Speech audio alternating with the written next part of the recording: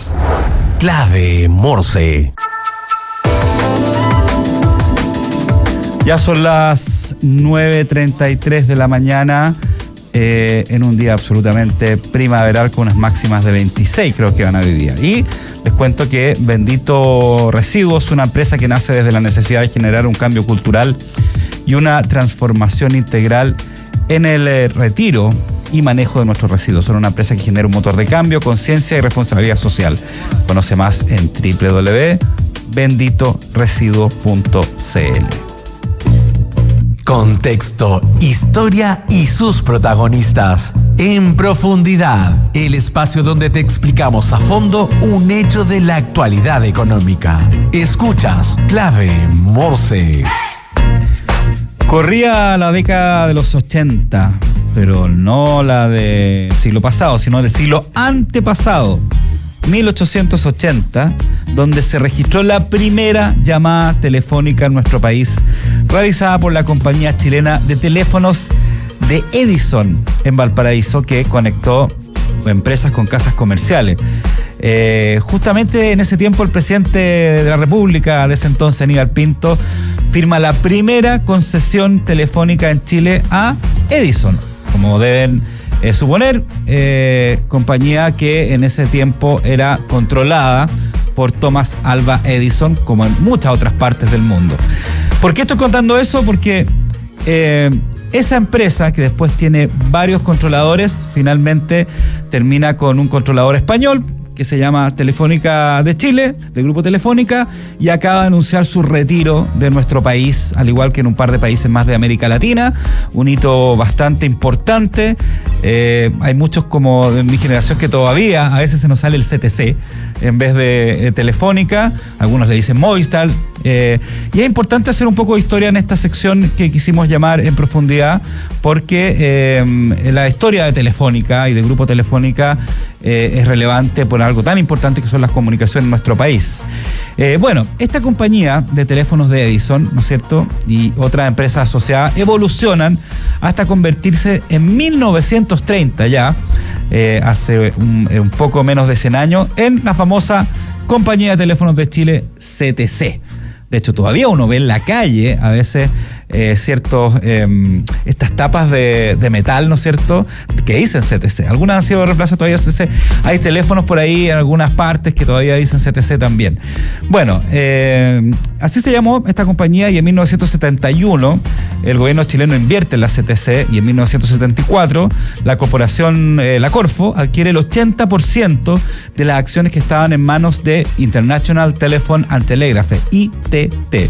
Durante este periodo, los servicios telefónicos dejan de ser solo para empresas. En ese momento era solo para empresas, y cada vez más hogares se suman al uso de la telefonía fija. Y yo me voy a poner, se me va a caer el carnet, porque en los años 80 uno, para pedir un teléfono en la casa, a veces tenía que inscribirse y se demoraban no solamente meses, sino a veces años. Nada que ver como ahora, que uno llama por teléfono o va a un retail y compra una tarjeta telefónica, ni siquiera una tarjeta telefónica, simplemente un chip. Bueno, con los años la CTC adopta la marca comercial de Movistar, parte del Grupo Telefónica, y además agrega telefonía fija, móvil, internet, televisión en Chile, etcétera, etcétera. Ya que en 88 más o menos, la CTC, que ya había sido privatizada, ¿no es cierto?, es comprada en 1990 por Telefónica de España. Recordemos que Telefónica de España invierte en varias partes de América Latina, en una, podríamos decir, casi una definición de España de invertir en América Latina como forma de expandir sus negocios. Lo hizo en el agua, lo hizo en los bancos muchos, Santander, BBVA, ¿no es cierto?, principalmente que vienen del País Vasco. Lo hizo en muchas utilities o servicios básicos, y uno de ellos era la telefonía. Por lo tanto, se instaló en América Latina y tuvo de repente alguna competencia con Belsaud, que finalmente la terminó ganando, y Chile no estuvo exento de ello, y en los 90 ya empieza a ser propiedad de Telefónica de España, que luego cambia, ¿no es cierto?, a la marca de fantasía, por decirlo de alguna forma, Movistar. Pero el grupo sigue llamándose Grupo Telefónica. Yo me acuerdo que estaba en la universidad cuando estaba este celular gigante ahí en Plaza Italia, el edificio Movistar, que hoy día ya es, digamos que parte como de la prehistoria de las edificaciones en Chile, y compite obviamente con Entel y con otros operadores que habían en ese país.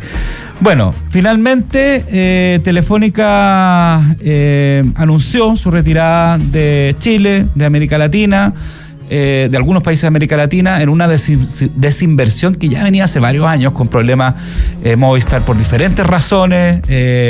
Ahí me acuerdo que hablaba con un analista hace poco y me decía que nunca pudo actualizarse bien tecnológicamente, que era un elefante blanco muy grande, y había muchas empresas tecnológicas que empezaron a aparecer y ofrecer los servicios básicamente tecnológicos que tenía, no solo telecomunicaciones, y obviamente la competencia dura entre Entel, después claro, BTR, y la llegada de WOM produjo algunos problemas que al parecer nunca pudo actualizarse bien. Eso es lo que dicen algunos analistas. Pero la verdad es que Telefónica España tiene problemas desde su país madre financiero hace bastante años, y en esta reestructuración se va de Chile. Eso es con respecto a lo que es En Profundidad. Ya estamos con nuestro segundo entrevistado del día de hoy, que yo, mientras conversaba, yo decía que asentía, porque yo creo que también conoce bien la historia de Telefónica aquí en Chile y en América Latina. Estamos con Edmundo Varas, director de KPMG Law, para hablar de justamente los resultados, ¿no es cierto?, que dio a conocer AmCham y KPMG, sobre este estudio del modelo de prevención de delitos, de la implementación de la ley de delitos económicos. Edmundo, ¿cómo estás? Muy bien, ¿y tú, Daniel? Bien, muchas gracias. ¿Alguna cosa que quiera agregar a la historia de Telefónica? No, o sea, yo me acordaba más de los teléfonos fijos que estaban en la calle y uno podía utilizarlos, pero ya no están existiendo eso. Entonces, fíjate que yo vi uno el otro día. En un metro vi uno como una cosa que saqué foto incluso, pero ya. Me acuerdo del de Cachiyuyo. Eso sí. Era un comercial, sí. Un comercial que era muy bueno, sí, tal cual. Bueno, a ver. Hablemos un poquito, recordemos que la ley de delito económico tuvo una actualización hace poco, ¿no es cierto? Y las empresas están preparando y ya están implementando varios temas con la ley de delito económico, dentro de otras leyes que han aparecido en este último año. Y otra que tiene que estar lista el próximo año implementada, que es la ley de privacidad de datos, perdón, de protección de datos personales. De protección de datos personales, gracias por acordarme. Y eso varias leyes al respecto, y el delito económico obviamente es muy importante, cala fuerte en lo que es las empresas, las transparencias, todo el tema de compliance. También han habido un montón de casos en los últimos años. ¿En qué está hoy día? ¿Cuál podría ser el estado actual de la ley de delito económico? Sí, perfecto, Daniel. Sí, mira, a ver, estamos en una segunda etapa ya. Ha pasado, primero tuvimos la modificación sobre delito económico, una serie de delitos que afectaban a las personas, y después hubo una segunda etapa que era que le decía a la empresa, mire usted, tiene que preocuparse de que en su ambiente de negocios no se produzcan estas conductas delictivas. Y eso implica modificar los modelos o planes de cumplimiento. Eso partió el año pasado, ya se ha cumplido un año, en donde las empresas y en nuestra experiencia han estado actualizando sus identificaciones de riesgo, porque pasamos de un catálogo de delitos económicos que eran 12, 10 a uno de 200 conductas. Claro. ¿Ya?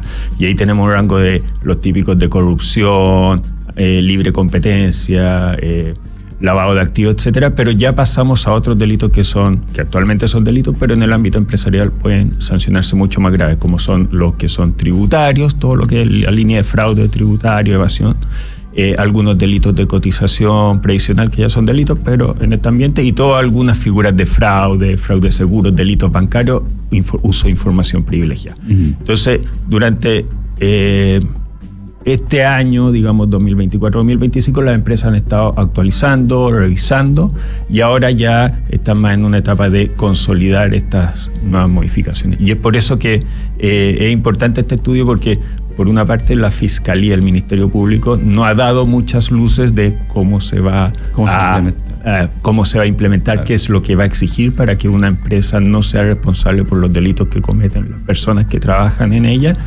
Entonces es un estudio bastante importante porque nos permite compartir prácticas de diversas empresas y cómo va el termómetro en este proceso. Ya, antes de ir al estudio, un par de preguntas más que creo que son importantes para seguir poniendo contexto. Cuando hablamos de la ley de delito económico en las empresas, ¿hablamos de todo tipo de empresas porque suele asociar a las grandes compañías? ¿También hablamos de las pymes, por ejemplo? Sí, bueno, efectivamente. Ahora, lo importante es que todo lo que es modelos de cumplimiento y modelo de prevención de delito, lo que busca es que la empresa tenga este ambiente de control y se pueda eximir de responsabilidad penal. Claro. Pero lo bueno es que dice que tiene que ser serio y razonable. Entonces, lo que se le exige a una institución grande, bancaria, por ejemplo, va a ser muy distinto a lo que se le exige a una pyme. Ah, ya, o sea, se puede adaptar, digamos. Exactamente, porque ahí todo el análisis va a decir, bueno, ¿qué es lo que me funciona a mí como negocio? Porque tengo que considerar cuál es mi tamaño, mi actividad, mi capacidad económica también. Y lo importante es que sea serio y razonable. Entonces, un banco que es fiscalizado por la CMF se le va tal vez a exigir un mayor estándar. Una empresa mediana o tal vez una empresa familiar no se le va a estar exigiendo que contrate gente solo para el hecho de verificar que se esté cumpliendo, porque la idea es que la empresa pueda seguir haciendo de manera segura y ese es el enfoque que nosotros le damos. Claro, porque no basta con tener todo el protocolo y el sistema de cumplimiento, que esa es una condición, digamos, importante. La idea es que tampoco se produzcan esos delitos. ¿Ah? Exactamente. Ahora, los riesgos van a existir. Sí, claro. ¿Ya? O sea, por ejemplo, los accidentes laborales se producen aunque uno tenga lleno de calcomanía, la mutual, etcétera. Lo importante es ver cómo tratamos de prevenirlos, controlarlos y si se producen esos eventos, ver cómo mitigar los efectos. ¿Ya? Pero nadie espera que estos modelos estén diseñados para hacer cero riesgo. Eso no es imposible, porque si no mejor cerramos la empresa. Claro. Ahora, esta ley de delito económico y esta actualización están un poco en línea con otras legislaciones mundiales. Sabemos que la europea es súper estricta en general, todas estas legislaciones. ¿Está más o menos en línea? ¿Le falta? ¿Quedó un poco con el tejo pasado, por decirlo en buen chileno? ¿Ah? Sí, mira, sorprendentemente nosotros en KPMG hemos compartido experiencia con España, que ya llevan varios años, 10 años con una norma similar, y estar sorprendido porque aquí el catálogo es demasiado extensivo. O sea, incluso se va a temas que no necesariamente deberían ser de responsabilidad penal, porque todo esto está pensado cuando Chile entró a la OCDE, pensando en lavado de activos, financiamiento del terrorismo, corrupción con funcionarios públicos. Después se fueron agregando temas de corrupción entre particulares, temas medioambientales, pero aquí también hay que pensar que esta norma se dio en un contexto de estallido social, en donde se pensaba que todas las empresas eran delictivas y eran abusadoras, entonces tal vez se nos pasó el tejo. Entonces muchas veces los clientes nos dicen, oye, pero aquí no había visto un catálogo tan amplio, los extranjeros. Claro. Hubo un poco de pánico también. Y por otra parte, no tenemos señales tan claras de cómo va a ir funcionando en la práctica, porque finalmente, claro, hemos tenido conversaciones con gente del Ministerio Público, con gente que participó en esta norma y nos dice, no, si todo está pensado para ser racional, el derecho penal es la última ratio, por decirlo, pero finalmente igual es una herramienta que se puede utilizar por grupos de interés y ese es un problema que todavía no está resuelto. Entonces la idea es ver cómo ya tal vez en próximo año ver en la práctica cómo se está dando, porque actualmente no tenemos ningún caso que esté investigando que sea esencial o evidente en este caso. Perfecto. Ya, hablemos de este estudio que hicieron en conjunto la AmCham. Recordemos que las cámaras chileno-norteamericanas, o sea, estadounidense, ¿no es cierto?, de comercio, que existe en todas partes del mundo. Aquí en Chile tiene su capítulo de varias empresas. ¿En qué consiste este estudio o cuál es el principal objetivo de este estudio entre la AmCham y KPMG? Y también, ¿cuál fue la metodología? Perfecto, ¿no? Sí. Mira, a ver, este fue un trabajo que se realizó dentro de uno de los comités de AmCham, de gobiernos corporativos compliance. Entonces, ¿cuál fue la idea cuando nos reunimos a principio de año? Fue, bueno, tenemos esta norma, todos tenemos distintas prácticas de compliance, somos distintas empresas, pero queremos saber cuáles son las prácticas, compartamos un poco de información, porque si nadie comparte, no podemos seguir mejorando prácticas y establecer un cierto estándar.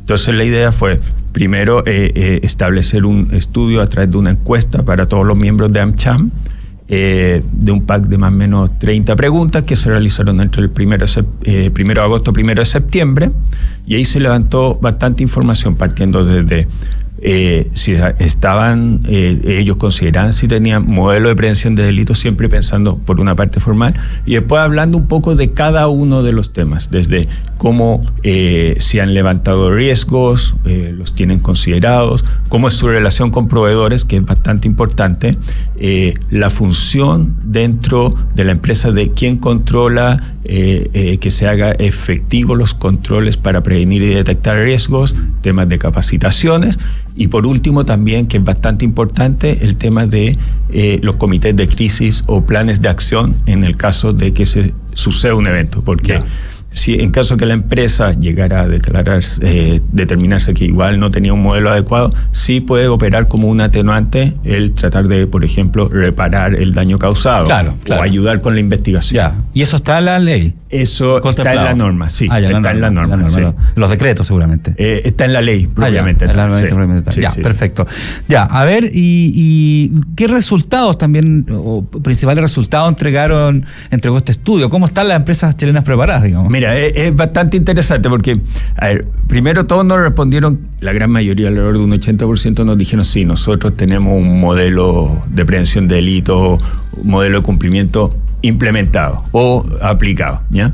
Pero si uno empieza a bajar un poco a cada uno de los elementos, claro, efectivamente hay temas formales que están implementados, principalmente temas de cláusulas políticas, pero claro, hay todavía por avanzar, porque ¿cuál es nosotros buscamos, a ver, díganos si lo tiene implementado, si hay oportunidad de mejora, si está consolidado? Y hay una parte que nos dice, mire, yo tengo un modelo consolidado y es parte de mi cultura empresarial, lo cual es bastante difícil llevando recién un año, pero vemos temas que se tienen que mejorar. Por ejemplo, de repente, cómo se evalúan los terceros, ¿ya?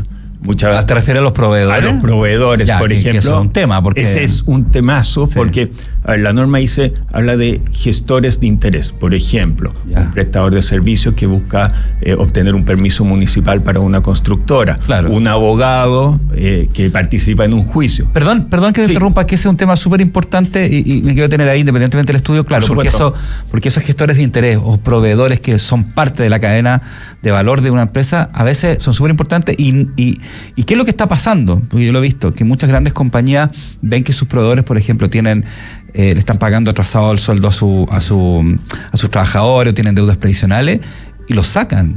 Entonces, esto mismo puede pasar, digamos, o sea, les podrían exigir a los proveedores tener bien sus modelos de cumplimiento y todo, o si no, se van como de proveedores, ¿no? Sí, bueno, y ahí nosotros lo hemos estado viendo con KPMG en distintas asesorías, que claro, se da esto que, por ejemplo, en las grandes empresas mineras, la cláusula típica es, oiga, usted tiene que tener un modelo de prevención de delito, etcétera. Y de los resultados del estudio se ve que varias empresas tienen esta condición contractual, hacen un proceso de lo que se llama debida diligencia. A ver, tiene deuda en ICOM, los trabajadores. Pero lo importante es también hacer seguimiento desde el inicio hasta el final. Y ahí entra lo que tú dices. O sea, a ver, cuando yo le voy a pagar a un proveedor, ¿cumplió con las obligaciones laborales respecto a los trabajadores que están dentro de mi faena? Pero también está el tema que hay que ser muy cuidadoso, porque nosotros lo que recomendamos generalmente es decir, oigan, ya está bien que tengan esta cláusula, pero primero, tienen que hacerla efectiva. O sea, si van a si dice que tienen que fiscalizar, háganlo por lo menos. Segundo, es distinto pedirle un modelo totalmente implementado a una gran empresa que puede ser un proveedor estratégico, a un proveedor que es pequeño, que no va a tener eso, porque si no dejamos fuera a todas las micro y pequeñas empresas. Y eso, por ejemplo, nos ha pasado en tema del rubro hotelero.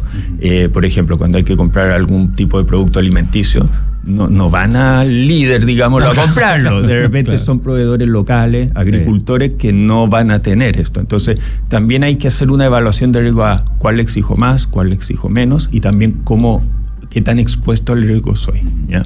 Y ahí lo más importante, de repente le hemos puesto principalmente al tema de cuáles de mis proveedores se relacionan con funcionarios públicos, cuáles de mis proveedores me entregan materia prima, y hacer la trazabilidad de dónde viene, porque tampoco la idea es tener un proveedor que me trae productos de países, digamos, prohibidos, claro, o que están en violación a temas de propiedad intelectual, propiedad industrial. Entonces ahí hay que irse manejando con eso. Súper, estamos hablando con Edmundo Varas, director de KPMG Law, sobre este estudio que hicieron junto con la AmCham, que se titula Modelo de Prevención de Delitos e Implementación de la Ley de Delito Económico.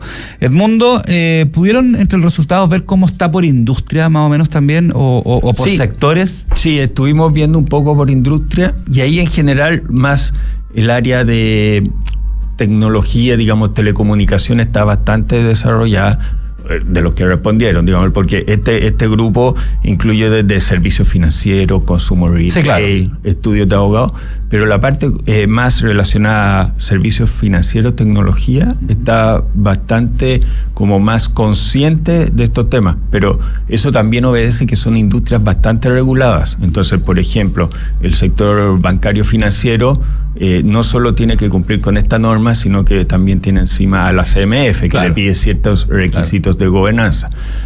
También aquellas empresas que tienen matrices desde el extranjero tienen mayor premura en aplicar y actualizar las normas, porque en verdad viene una instrucción desde casa matriz. Ahora, eso sí, las empresas locales también están avanzando bastante. O sea, nosotros vemos empresas que ya tenían algo implementado y están bastante preocupados y lo han hecho aceleradamente.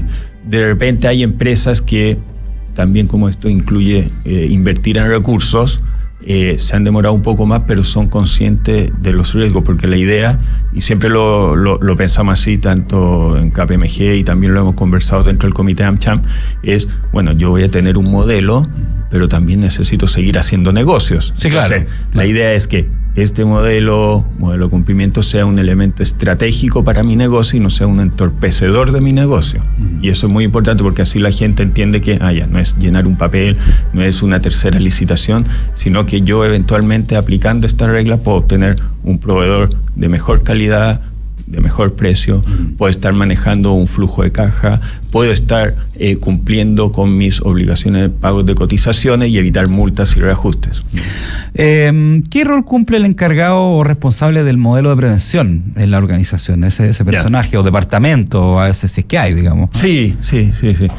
Mira, a ver, algunos dicen como el rol del abogado, que siempre dicen, no, ya viene el abogado, viene el encargado de prevención. Ya. Pero ahora lo importante es que la norma nos dice, como hay un catálogo tan grande de conductas de riesgo, nos dice, miren, ya no puede haber una sola persona, trate de diversificar, tenga uno más sujetos responsables, ¿ya? Siempre pensando en cuál es la estructura del negocio. Entonces, como hay riesgos más relacionados con temas tributarios, tal vez los controles tienen que estar más sujetos en el área financiera, administración y finanzas. Los laborales, incluyendo todo lo que es accidente, etcétera, área de talento, recursos humanos. Pero siempre lo importante, como todo esto se tiene que reportar al directorio o a la alta administración, dependiendo del tipo de entidad o empresa, siempre nosotros proponemos que haya un sujeto coordinador. Y la idea de este sujeto coordinador no es que ande fiscalizando, sino decir, oye, se está cumpliendo, entiendes los controles, qué oportunidades de mejora vemos según el tipo de negocio, porque tal vez en el papel suena muy bonito pedir 3 cotizaciones y hasta el certificado de nacimiento, pero no funciona para el negocio por la realidad. Entonces, siempre es importante que este encargado, no significa que él sea responsable penalmente por el hecho si se comete una infracción, pero lo importante es que pueda guiar, capacitar, mejorar el modelo, reportar a la alta administración, entonces y facilitador para que el modelo fluya dentro de la empresa y agregue valor a la misma. Ahora, justamente ese personaje o ese departamento, ¿qué tan independiente tiene que ser esta figura para garantizar finalmente la efectividad del modelo? Muchas veces se ha hablado de, oigan, tienen que ser independientes, y ahí saltan todos los gerentes. Dicen, no puedo tener otro gerente más, etcétera. El tema es que habla de razonable independencia. Entonces, lo principal es ver la estructura, pero no puede ser que su nombramiento dependa de quien va a fiscalizar, ¿ya? Entonces, muchas veces se espera que sea el directorio o la alta administración quien lo designe, principalmente, y que por otra parte esa persona, independiente si es gerente, subgerente, etcétera, tenga cierta autoridad dentro de la empresa, porque lo importante es que él finalmente va a estar pidiendo antecedentes, va a emitir informes y lo importante es que no se vea sometido al temor de que por hacer su trabajo finalmente tenga una mala evaluación, lo desvincula. Entonces, y ese es un punto importante que saltó el informe, porque en general son cargos... los encuestados que respondieron a la encuesta dijeron, miren, yo generalmente lo nombro del directorio, un comité del directorio, claro, o incluso algunas veces viene el nombramiento del corporativo o tienen autoridades regionales. Por otra parte está en la banda alta de administración, ¿ya? No están en la área operativa propiamente tal, pero igualmente existían algunas empresas que van 17% que decían que dependía el nombramiento del gerente general. Ya, claro. O, por ejemplo, que el trabajo, porque muchas veces él no puede realizar el trabajo solo, ¿ya? Entonces se apoya en otras áreas. Decían, bueno, sí, se apoya en auditoría interna, se apoya en administración y finanzas, asuntos corporativos, pero también ahí hay que levantar el punto de es, muy bien, tú te apoyas, pero no puedes depender de ellas, de las instrucciones que yo te doy. Entonces es un equilibrio bien fluido, por decirlo. Súper. Edmundo Varas, director de KPMG Law, sobre este estudio realizado entre estas Big Four, ¿no es cierto?, y AmCham, modelo de prevención de delitos, implementación de la ley de delito económico. ¿Dónde se puede encontrar la información de este estudio? ¿Dónde se puede ver? La información la estamos subiendo en este momento, tanto en está fresquita. Está fresquita, el lanzamiento lo realizamos ayer en AmCham en la mañana, se distribuyó a los socios y ahora estamos en todo un proceso de difusión, así que prontamente ya va a estar disponible tanto en la red de AmCham como de KPMG y estamos distribuyendo ampliamente porque la idea es compartir conocimiento. Súper, Edmundo, millón de gracias por acompañarnos en Clave Morse. Muchas gracias a ti. Muy bien. Y antes de irnos, les quiero contar que ya viene el programa Emprender es Clave que hacemos en conjunto con María José García, donde hablamos de startup, de pymes, de todo el ecosistema de emprendimiento. Los invito a revivir todos los episodios de nuestro programa en el podcast Clave Morse en Spotify. También está en YouTube cada entrevista para poder verla por separado. Lo invito a nuestras redes sociales, escucharnos de lunes a viernes de 9 a 10 de la mañana a través de la 92.9 FM y en nuestro sitio web radiolaclave.cl. Un abrazo, chao. Mueveseguro.cl, la portabilidad